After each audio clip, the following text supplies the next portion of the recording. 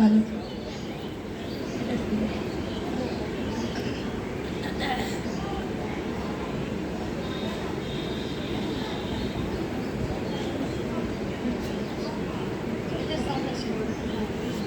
দেওয়া আছে, দুটোই চালু আছে।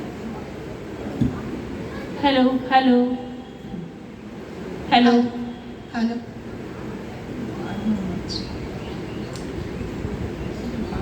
বড় আছে। Hello hello.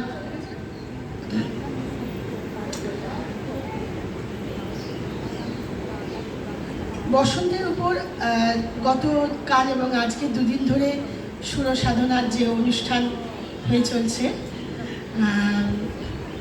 তার উপরেই আমরা কালকে তো কবিতা কোলাজ করেছি, কিন্তু আজকে বসন্তের উপরেই সবাই সব কিছু করছে। কিন্তু আমাদের যে আজকে শ্রুতি নাটকটা আমরা নিবেদন করতে চলেছি, সেটা বসন্তের উপরে কিছু নয়। এটা একটা মজার নাটক, হাসির নাটক, কিন্তু এর মধ্যেও কোনো একটা বাস্তব ঘটনাকে তুলে ধরা হয়েছে, যা মোবাইল আজকালকার দিনে আমাদের মধ্যে খুব গুরুত্বপূর্ণ একটা জিনিস। আমরা সবাই মোবাইল ছাড়া এক মুহূর্ত চলতে পারি না। জীবনের প্রতিটা অংশ জুড়ে রয়েছে মোবাইল, কিন্তু এরই মধ্যে আমরা মোবাইলকে অনেক অপব্যবহারও করি। সেটার উপরে ভিত্তি করে আজকে আমাদের নাটক মোবাইল, রচনা Swapan Ganguly. Hello hello hello hello hello, কে? অর্পিতা, কি ব্যাপার রে? এতদিন পর, এতদিন কোথায় ঘাড় ডাকা দিয়েছিলিস রে? হ্যাঁ বল বল, বরের সঙ্গে মেঘে ঢাকা তারা হয়েছিলাম। বর? তোর সেই বর? তোর বর মানে তো সেই বিকেলে ভোরের ফুল সেই ছেলেটা, তাই তো? তোর ছেলে কি রে, লোক বল। এখন না হেভি ঘ্যাম, অফিসের গাড়ি এসে তুলে নিয়ে যায়। তুলে নিয়ে যায়? ফেরত কি দিয়ে যায়, নাকি তোকেই আবার গিয়ে নিয়ে আসতে হয়? উফ, আহ, কি রে, এত নয়েজ আসছে কিসের রে? কিসের আবার? দেখ না, ওই অ্যাম্বুলেন্স যাচ্ছে। সত্যি সরকারকেও বলি হারি, অ্যাম্বুলেন্স যাওয়ার একটা তো সময়সীমা বেঁধে দিতে পারে বল। চত্ব সব অফিস টাইমে। যা বলেছিস। দেখ, এর বেলা কিন্তু শব্দ দূষণ হয় না। এই এই শোন না, একদিন আয় না আমাদের বাড়ি, চুটিয়ে আড্ডা মারা যাবে। হ্যাঁ, যেতে পারলে তো ভালোই হতো জানিস, কিন্তু কি করে যাব বল? আমার পুত্র যে এখন স্কুলে ভর্তি হয়েছে।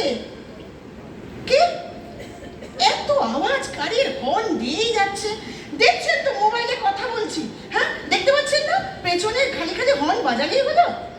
এই তুই কোথায় বলতো? কোথায় আবার? রাস্তা ক্রস করছি। এই মানুষগুলোর কবে যে সিভিক সেন্স হবে কে জানি। কত দরকারি কথা মানুষের থাকতে পারে বল। এই কি রে, তোর এখনো হয়নি?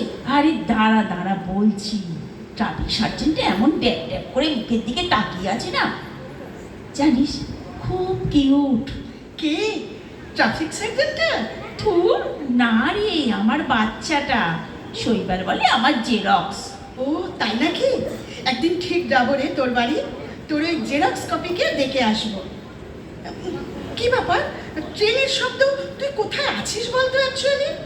হ্যাঁ রে, আমি এখন রেল লাইন ধরে হাঁটছি। জানিস, রেল লাইন ধরে হাঁটাই ভালো। অ্যাক্সিডেন্ট হলে অ্যামাউন্টটা কিন্তু বেশি, সেন্ট্রাল তো। আর রাস্তা হলে লোকাল মানে স্টেট গভর্নমেন্ট, সবই মায়া মমতার উপর নির্ভর করছে। রেলটা বুঝি বিবেকানন্দ? বিবেকানন্দ কেন? ওই যে নরেন্দ্র। এই shot shot shot shot shot. আবার কি হলো?